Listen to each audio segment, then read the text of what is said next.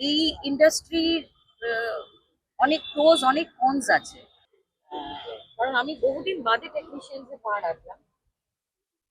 আমি আমাকে একটু একটু আলাদা করে রাখা হয়। আহ, মাঠে রাজনীতি হচ্ছে না, রাজনীতি এখানে হচ্ছে, ওখানে হচ্ছে, সেখানে হচ্ছে, মিছিলে হচ্ছে, মিটিং এ হচ্ছে, সব জায়গায় হচ্ছে। কারা কিসের জন্য করছে, কারা ভালো সাজায়, মানে কে যে মুখোশ পরে রয়েছে আর কে যে তার সত্যিকারের মুখটা দেখাচ্ছে, এটা খুব মুশকিল। আমি একটা ফেসবুক পোস্টও করেছি, মাঝে একটা দুষ্প্রাপ্য প্রাণ, একটা প্রাণ চলে যায়। এবং সেই প্রাণটা চলে যাওয়ার পর তাকে ঘিরে যে রাজনীতিটা করা হয়, রাজনীতিটা তো শুধু রাজনীতির মাঠে রাজনীতি হচ্ছে না, রাজনীতি এখানে হচ্ছে, ওখানে হচ্ছে, সেখানে হচ্ছে, মিছিলে হচ্ছে, মিটিং এ হচ্ছে, সব জায়গায় হচ্ছে। তো আমি আহ, মিছিলেও যাইনি, গত মিটিংটাতেও যাইনি। আমি আজকে এসছি একটু বুঝতে, কারণ আমি বহুদিন বাদে টেকনিশিয়ানসে পা রাখলাম। আমি আমাকে একটু একটু আলাদা করে রাখা হয়।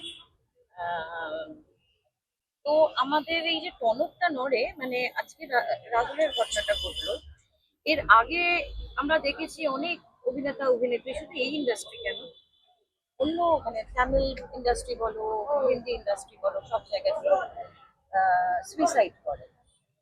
সুতরাং যেইটা আমরা আটকাতে পারবো, দেখো অ্যাক্সিডেন্ট না, অ্যাক্সিডেন্ট অ্যাক্সিডেন্ট বলেই অ্যাক্সিডেন্ট। এবার আমি ঘটনাস্থলে আমি ছিলাম না, সবার অনেক রকমের কথাবার্তা শুনেছি।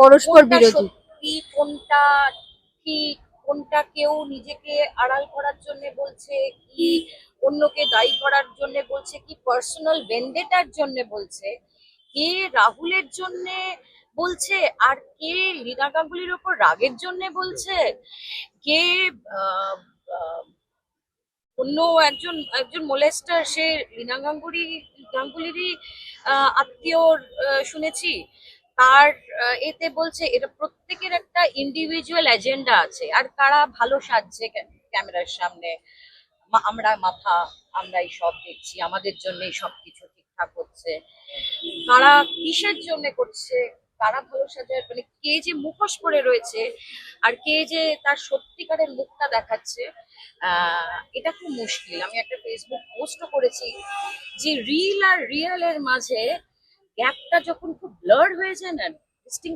ডিস্টিংশনটা যখন খুব ব্লার হয়ে যায়, তখন বোঝা যায় না যে নো মেকআপ লুকে আমি এলাম, আমি তো লিপস্টিক পরে এসেছি, প্রশ্ন হতেই পারে আপনার শখ হচ্ছে না, আপনি লিপস্টিক পরে এসেছেন, মানুষ বলতেই পারে।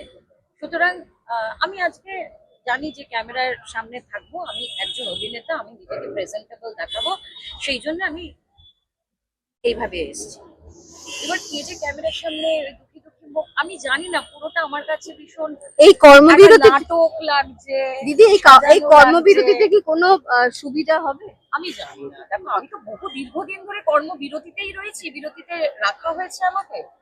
সুতরাং কর্মবিরতিতে কি সুবিধা হবে, আমার কনসার্ন হচ্ছে যারা দিন আনে দিন খায়, আমরা সবাই তাই পার ডে বা এই, কিন্তু যারা একদম ধরো লাইট বয়েজ, স্পট বয়েজ, যাদের কাছে এই দিনের 800 টাকা, 600 টাকা, 1000 টাকাটা, 1500 টাকাটা ম্যাটার করে, আর্টিস্টরা বেশ তার থেকে তো অনেক বেশি টাকা পায়, আর্টিস্টরা সেইটাকে একটা এই বিরতিটা ঘরে বসে আরামে কাটাতে পারে। কিন্তু যারা টেকনিশিয়ান, যারা ওই টাকাটায় তাদের সংসারটা চলে, তাদের পক্ষে কিন্তু মুশকিল। তো একটা মিছিল, একটা মোমবাতি মিছিল, একটা স্ট্রাইক, আমি জানি না, বিশ্বাস করো এই ঘটনার তো সম্মুখীন আগে এরকম ভাবে হয়নি, কিন্তু এটা যখন হয়েছে তখন এটা ওই পজ বাটনটা দিয়ে আবার যদি সত্যিকারে রিস্টার্ট করা যায়।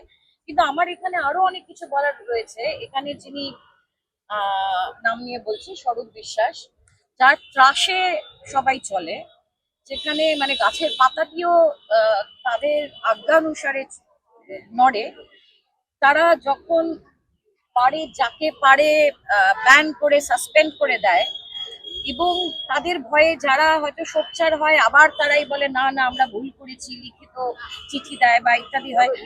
ভাবতে হবে আমাদের গোড়ায় গলদ, আমাদের গলদটা না রুটে আছে।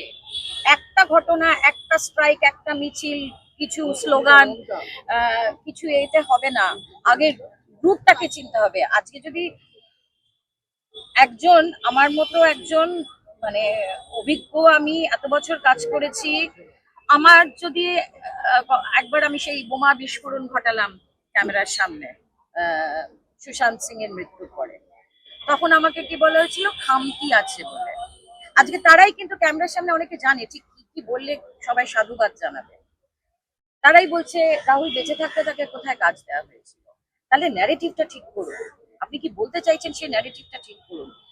এই ইন্ডাস্ট্রির অনেক প্রোজ অনেক কনস আছে, এটা এত সরলীকরণ বিষয় নয়।